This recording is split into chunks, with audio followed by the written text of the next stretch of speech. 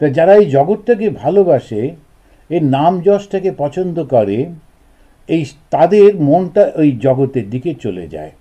যখন আমরা জগৎটাকে ভালোবাসি জগৎ রূপে, তখন বন্ধন। কিন্তু জগৎটাকে যদি আমরা ঈশ্বরের প্রতিমূর্তি রূপে ভালোবাসি এবং সেবা করি, তখন মুক্তি। শ্রীরামকৃষ্ণ দক্ষিণেশ্বর মন্দিরে ভক্ত সঙ্গে বিরাজ করিতেছেন। বৃহস্পতিবার, শ্রাবণ শুক্লা দশমী তিথি, 24শে অগস্ট 1882 খ্রিস্টাব্দ। মাস্টারমশাই তিনি লিখছেন, তার আগের দিনে কিন্তু আমরা পড়েছিলাম যে ঠাকুর দক্ষিণেশ্বরে নরেন্দ্র আদি অন্তরঙ্গ অন্যান্য ভক্তর সঙ্গে, এবং সেখানে যখন জিজ্ঞেস করা হচ্ছে একজন ওই ওস্তাদ যিনি গান করতে এসেছিলেন, মশাই কি উপায় তাকে পাওয়া যায়, তখন শ্রীরামকৃষ্ণদেব বলছেন, ভক্তি সার। ঈশ্বর তো সর্বভূতে আছেন, তবে ভক্ত কাকে বলি, যার মন সর্বদা ঈশ্বরেতে আছে। ভক্তি সার বললেন। কিন্তু আবার যারা জ্ঞানমার্গী তারা বলছেন, বিচারের পথ দিয়ে জ্ঞান না হলে তাকে ঈশ্বরকে পাওয়া যায় না। স্বামী বিবেকানন্দ বলছেন যে শ্রেষ্ঠ ভক্তি এবং সেই শ্রেষ্ঠ জ্ঞান দুটোই কিন্তু এক। কেন? ওই ভক্তি সার বলার সঙ্গে সঙ্গে ঠাকুর বললেন, ঈশ্বর সর্বভূতে আছেন। ওটাই হচ্ছে বেদান্তের কথা। এবং তারপরে উনি আর একটা কথা বলে শেষ করেছিলেন, সেটা আমরা আগের দিনে আলোচনা করেছি, এক ঈশ্বর, তার নানা নাম। তো এইটা একটা অসাধারণ কথা ঠাকুর বলছেন, এটা এবং বেদ থেকেই বলছেন। তো বেদের মধ্যেও আমরা দেখি যে একই ঈশ্বরের বিভিন্ন নামে তাকে ডাকা হয়। তো এইখানেই ঠাকুর বললেন এক ঈশ্বর, তার নানা নাম। আমরা যখন হিন্দু মন্দিরগুলোতে যাই, বিশেষ করে আমেরিকায় যে মন্দিরগুলো, সেখানে একটা ভগবানের মন্দির ওরা করে না, বিশেষ একজন থাকেন, কিন্তু অনেক দেবদেবী সারা হিন্দুদের যত রকমের রাখবার চেষ্টা করেন। কেন? যত রকমের ভাবেরই মানুষ থাকুক, হিন্দু সব এক জায়গায় আসেন, এবং তাতে একটা ভ্রাতৃত্ব গড়ে ওঠে এবং খুব সুন্দর বোঝাপড়া গড়ে ওঠে। এই বোঝাপড়াটা যখন আমরা যাচ্ছি, আমরা দেখছি যিনি গণেশ পুজো করেন, কি আন্তরিকভাবে গণেশের মন্ত্র বলছেন, দুর্গা যিনি পুজো করেন দুর্গা মন্ত্র বলছেন, শিবের পূজারীরা শিবের মন্ত্র বলছেন, কিন্তু সকলেই বলছেন যে তুমি সর্বব্যাপী, তুমি সকলের মধ্যে রয়েছ, তুমি স্রষ্টা। এখন বিভিন্ন নামে কিন্তু একজনকেই আমাদের ডাকা হচ্ছে। আজকে যেটা পড়ব সেখানে মাস্টারমশাই বলছেন সাধনা ও যোগ তত্ত্ব, এই নামটা দিয়েছেন। আজকাল ঠাকুরের কাছে হাজরা মহাশয়, রামলাল, রাখাল প্রভৃতি থাকেন। যারা ঠাকুর শ্রীরামকৃষ্ণ পরিমণ্ডলের মধ্যে আছেন, যারা তাঁর জীবনী পড়েছেন, এই নামগুলোর সঙ্গে আপনারা পরিচিত। শ্রীযুক্ত রামলাল ঠাকুরের ভ্রাতুষ্পুত্র, ভাইয়ের ছেলে, কালীবাড়িতে পুজো করেন। মাস্টার আসিয়া দেখিলেন উত্তর পূর্বের লম্বা বারান্দায় ঠাকুর হাজরার নিকট দাঁড়াইয়া কথা কইতেছেন। তিনি আসিয়া ভূমিষ্ঠ হইয়া ঠাকুরের শ্রী পাদ বন্দনা করিলেন। তিনি ঠাকুরকে প্রণাম করলেন। এসে আমরা এবারে যদি চোখ বুজে কল্পনা করি, সেই লম্বা একটা সেই বারান্দাটা, সেখানে ঠাকুর উনি বেরিয়েছেন, বেরিয়ে দাঁড়িয়ে কথা বলছেন। আর তার ঠিক পরে 3-4টে সিঁড়ি নেমে গেলেই এই বিরাট বড় সেই উঠোনটা, উঠোনে এক পাশেতে রয়েছে পরপর পরপর শিব মন্দির, আর একদিকে রয়েছে যেখানে বৈষ্ণবদের সাধুদের খাওয়ানোর ব্যবস্থা, তারপরে বিষ্ণু মন্দির, তারপরে মা কালীর মন্দির, এরকমভাবে বিরাট সেই মন্দিরের জায়গাটা। মাস্টারমশাই এসে প্রণাম করলেন। ঠাকুর সহাস্য বদন মাস্টারকে বলিতেছেন, আর 2-1বার ঈশ্বর বিদ্যাসাগরকে দেখবার প্রয়োজন। উনি বিদ্যাসাগরের কাছে গিয়েছিলেন, তো উনি আবার বিদ্যাসাগরকে দেখবেন, কেন না চালচিত্র একবার মোটামুটি এঁকে নিয়ে তারপর বসে বসে রং ফলায়। ঠাকুর বলছেন কিভাবে আমাদের দেশে যখন মাটির মূর্তিগুলো তৈরি করে, সেই মাটির মূর্তি তৈরির কথা বলতে গিয়ে বলছেন প্রথমে এঁকে নেয়, তারপরে বসে বসে ওই সব রং করছে। প্রতিমা প্রথমে 1 মেটে, তারপর 2 মেটে, তারপর খড়ি, তারপর রং পরে পরে করতে হয়। তো যখন ভক্ত সে আসছে ঈশ্বরের কাছে, তা গুরুর কি কাজ, গুরু ধীরে ধীরে তাকে তৈরি করে নেন। তা ঠাকুরের উদাহরণটা দিচ্ছেন, প্রথমে একটু হালকা তাকে একটু কিছু দিলেন, তারপরে আচ্ছা বললেন আচ্ছা কিছুদিন একটু বই পড়ো আর 108 করে জপ করো। যদি দেখা গেল তার মধ্যে উৎসাহ আছে, তখন তো উনি তাকে বললেন আচ্ছা এবার একটু ধ্যান করো আর জপের সংখ্যাটা বাড়াও। আবার বললেন তবে তুমি এক কাজ করো, মাঝে মাঝে একটা যেমন একাদশী করো আর সমস্ত দিন রাতটা একাদশীর তুমি ভগবানের নাম করতে থাকো। এই করে করে দেহ থেকে এবং জগৎ থেকে তার মনটা তুলে নেবার চেষ্টা করতে থাকেন। তো এইগুলোকে উনি বলছেন যে যখন প্রতিমা তৈরি হয় তখন তাকে প্রথমে 1 মেটে একবার একটা মাটি দিয়ে দিল, তারপরে তাকে আবার একটু মাটি দিল, তারপর একটু খড়ি দিয়ে রং করলো, তারপরে রং করতে লাগলো। এইরকম ঈশ্বর বিদ্যাসাগরের সব প্রস্তুত, কেবল চাপা রয়েছে। এটা আমরা যখন পড়লাম, বিদ্যাসাগর মহাশয় নিজে সেটা জানতেন কিনা আমরা জানি না, কিন্তু শ্রীরামকৃষ্ণদেব যিনি জগৎ গুরু, যিনি ঈশ্বর স্বয়ং, তা তিনি বিদ্যাসাগরকে দেখেই বুঝেছেন পূর্ব জীবনের তার সংস্কারের ফলে তার অনেকটা এগিয়ে রয়েছে। মানুষে বিভেদ কোথায় হয়?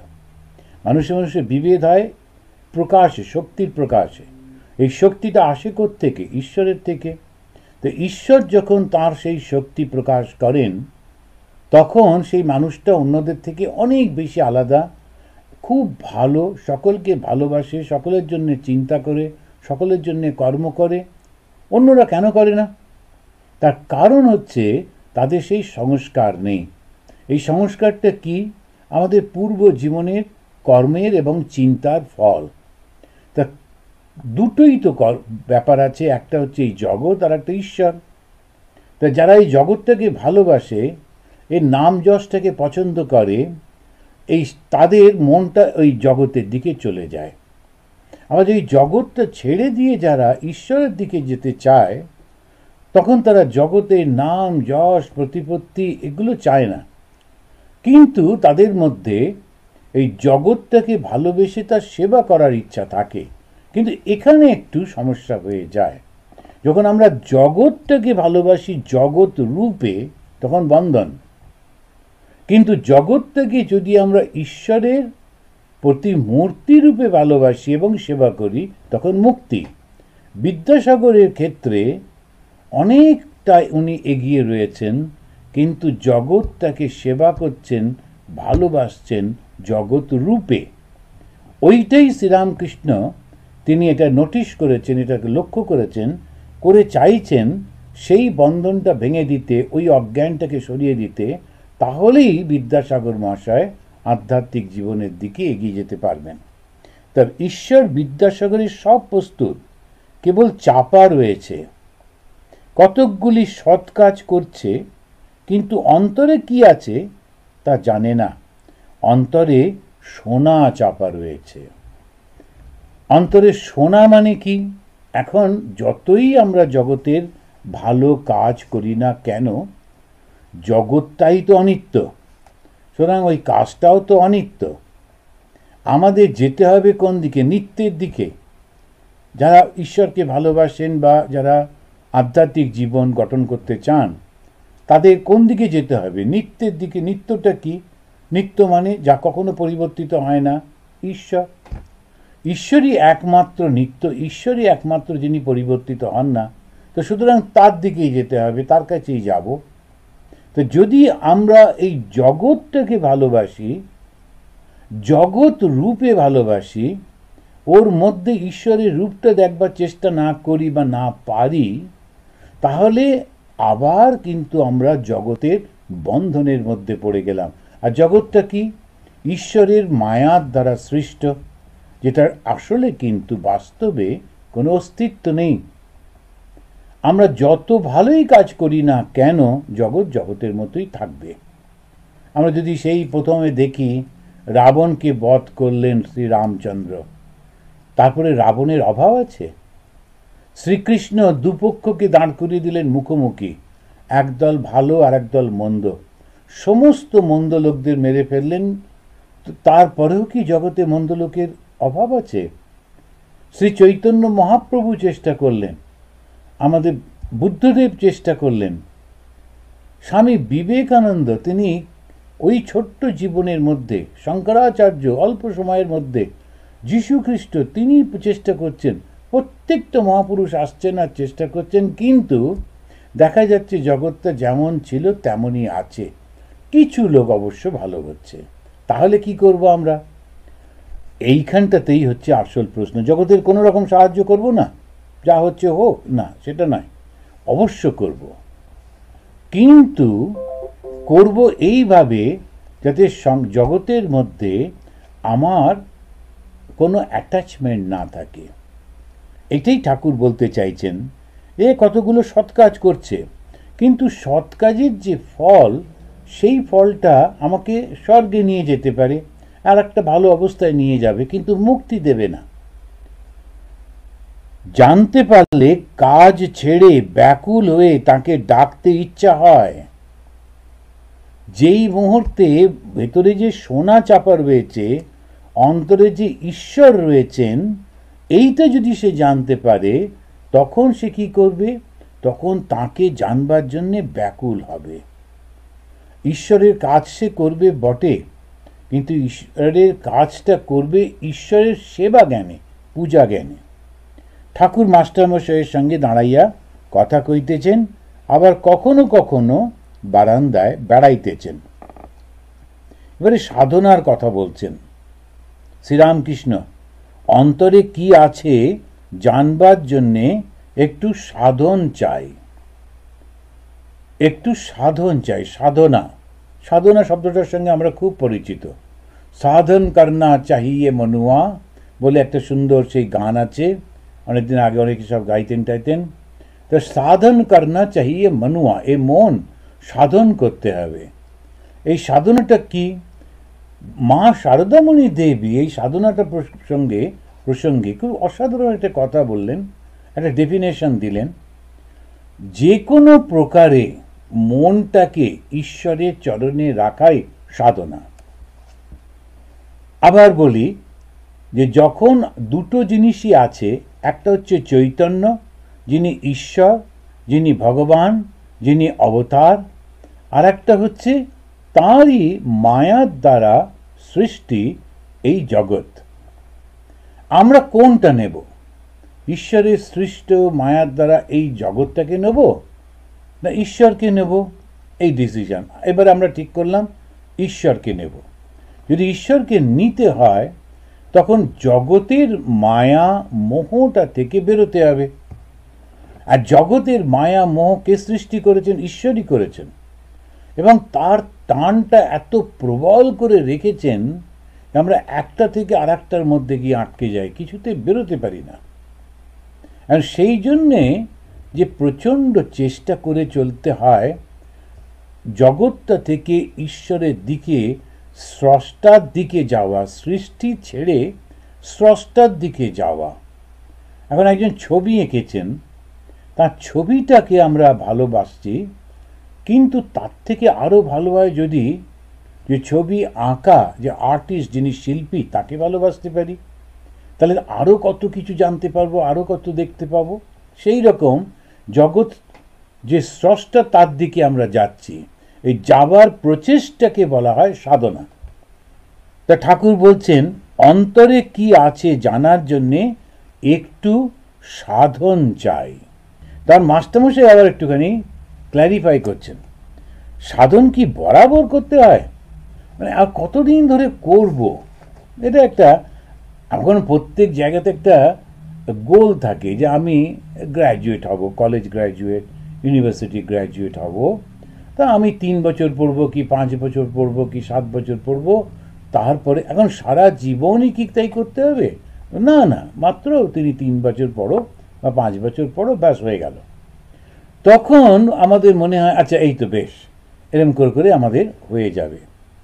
তা আমরা যখন বেলুড় মঠে ব্রহ্মচারী ট্রেনিং সেন্টারে ঢুকেছিলাম, 2 বছর থাকতে হতো। তো কেউ কেউ আমাদের মধ্যে মজা করে, ব্রহ্মচারীদের মধ্যে, তো এসে কাঁধ থেকে ব্যাগটা নামিয়ে একটা করে খাট থাকতো, একটা করে 2-3টে করে খাট, এই খাটের উপর নিজের ব্যাগটা নামিয়েই বললো 1। মানে এই 2 বছরে 365 প্লাস 365 একটা দিন আজকে শেষ হলো, এই চললো। একটা লক্ষ্য থাকে। তো মাস্টারমশাই ওই ব্যাপারটা একটু জেনে নিচ্ছেন, বরাবর করতে হয়। ঠাকুর বলছেন না না, প্রথমটা একটু উঠে পড়ে রাখতে হয়, তারপর আর বেশি পরিশ্রম করতে হবে না। যতক্ষণ ঢেউ, ঝড়, তুফান আর বাঁকের কাছ দিয়ে যেতে হয়, ততক্ষণ মাঝি দাঁড়িয়ে হাল ধরতে হয়। তো তখনকার দিনের বেশিরভাগ সময় নৌকো করে যাতায়াত করতে হতো। তো ঠাকুর নিজের সেই অভিজ্ঞতা থেকে বর্ণনা করছেন, এবং তখনকার লোকেরা এটা খুব ভালো বুঝতে পারবে। দাঁড়িয়ে হালটা ধরতে হয়। এখন তো বেশিরভাগ লোক নৌকোই চড়েনি।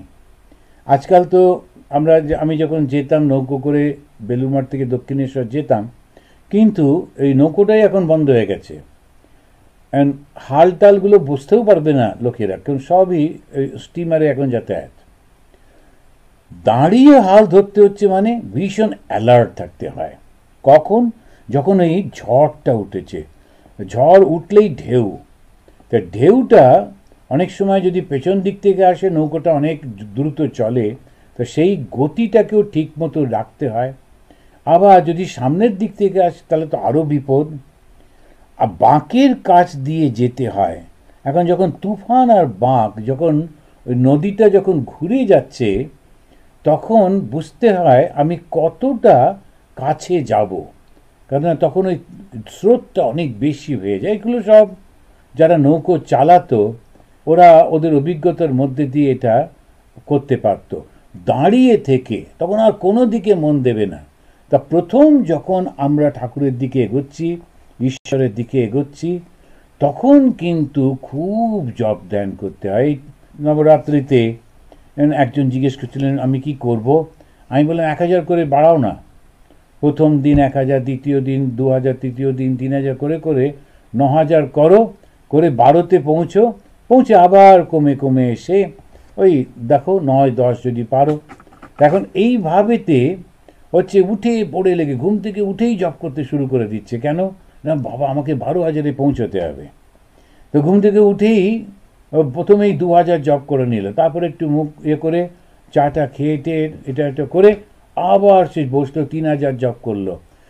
সব সময় ভাবছে বিকেলের দিকে যদি না হয় তাহলে বাবু শেষ করে রাখি, হাতের কাজ। 12,000 সে জপ করছে। আর মা বলছেন যে একটু 10,000 করে জপ করে দেখি মনটা শান্ত কেমন না হয়। মন শান্ত হবেই। শান্ত হওয়া মানে কি? এই জগতের সঙ্গে আমি বিচ্ছিন্ন হয়ে যাচ্ছি, আর যেই জগতের সঙ্গে বিচ্ছিন্ন হচ্ছি মন শান্ত হয়ে যাচ্ছে। আর নানা রকম জগতের ঘটনার সঙ্গে জড়িয়ে গেলে তখন খুব অসুবিধে পড়ে না, কারণ কত কি চলতেই থাকে জগতে। কিন্তু ওইটা সব একটু ভাষা করে, কিন্তু বেশিরভাগ সময় জপ করা। আর যেই করছি এটা বছর 2 করবার পর ওই জপটা আর বন্ধ হবে না। যখন বন্ধ হচ্ছে না, জপের ফ্লোটা চলেছে, ঈশ্বরের নামই তো হচ্ছে। আর তাহলে জগতের নামগুলো, জগতের ছবিগুলো সেটা আসছে আর চলে যাচ্ছে। যেমন একটা জাহাজ যখন চলে, ঢেউটা এসে জাহাজের গায়ে ধাক্কা খেয়ে আবার ফিরে চলে যায়, জাহাজটাকে কিছু করতে পারে না। তেমনি ওই নাম যখন আমরা করছি, ভগবানের নাম, আমাদের সেই নামের শক্তিতে যেটা চলছে, জগতের ঢেউটা এসে আমাদেরকে আর তেমন করে স্পর্শ করতে পারে না। সেইটুকু পার হয়ে গেলে আর কিছু করতে হয় না। যদি বাঁক পার হলো আর অনুকূল হাওয়া বইল, তখন মাঝি আরাম করে বসে হালে হাতটা ঠেকিয়ে রাখে। হাল মানে যেটা রাইডারটা রয়েছে সেটাকে রেখে উনি করছেন, এবং তখন আর জাস্ট টাচ করে রেখেছেন, কেন ওটাকে আর বেশি ধরতে হচ্ছে না। তারপর পাল টাঙাবার বন্দোবস্ত করে তামাক সাজতে বসে, মানে রিল্যাক্সড হয়ে। কাম কাঞ্চনের ঝড় তুফানগুলো কাটিয়ে গেলে তখন শান্তি।